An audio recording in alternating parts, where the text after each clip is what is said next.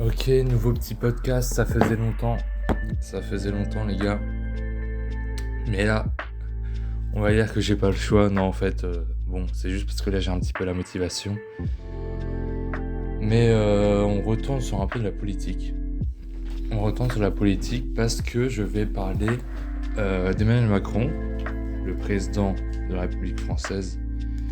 Emmanuel Macron, qui... bon, ça va parler aussi d'actualité en fait, parce que à la suite de la motion de censure qui a été votée à la majorité relative, donc 331 députés, si mes souvenirs sont bons, 331 députés qui est une majorité assez large parce qu'il faut au moins 289 députés pour que la motion de censure soit adoptée. Donc, revenons-en à Emmanuel Macron. Emmanuel Macron, par la suite, a fait une allocution. Une allocution, bon, on s'y attendait. Il rejette la faute sur les autres. Mais, à la fin de son allocution, il dit qu'il est là pour l'intérêt des Français. Et moi, je vais vous dire que il n'est pas là pour l'intérêt des Français. Mais ça, tout le monde le sait, en fait. Tout le monde le sait.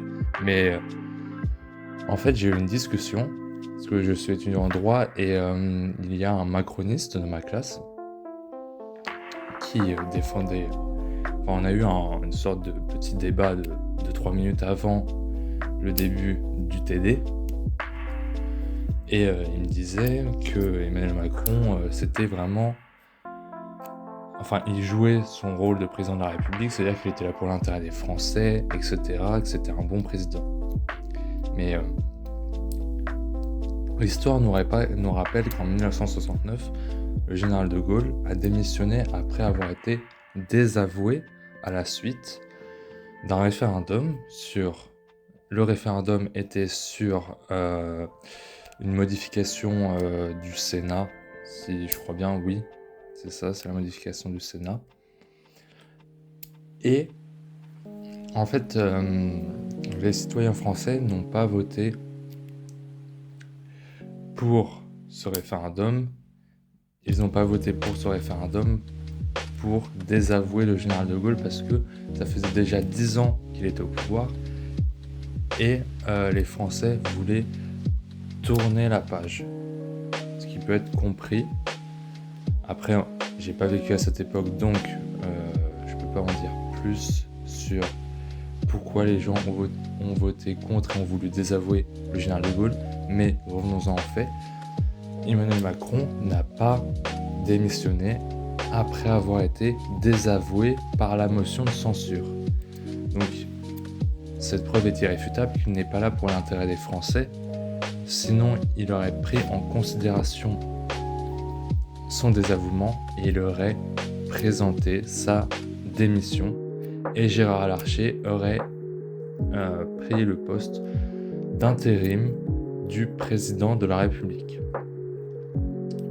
Donc, en conclusion, Emmanuel Macron, il est là pour ses intérêts personnels.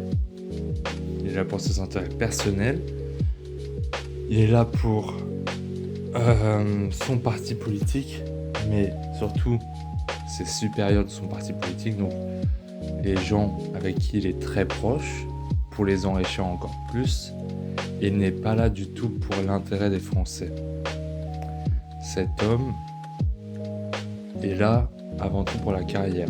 Mon professeur de droit me disait que nous sommes condamnés parce que un président de la République, il fait avant tout cela pour sa carrière personnelle, parce que un homme politique, en général, il fait de la politique pour avoir du succès. Mais ça, on peut le reprendre en considération. Mais pour Macron, c'est indéniable qu'il est tout simplement là pour lui-même. Donc je vais vous retrouver pour un prochain podcast et je vous dis à plus.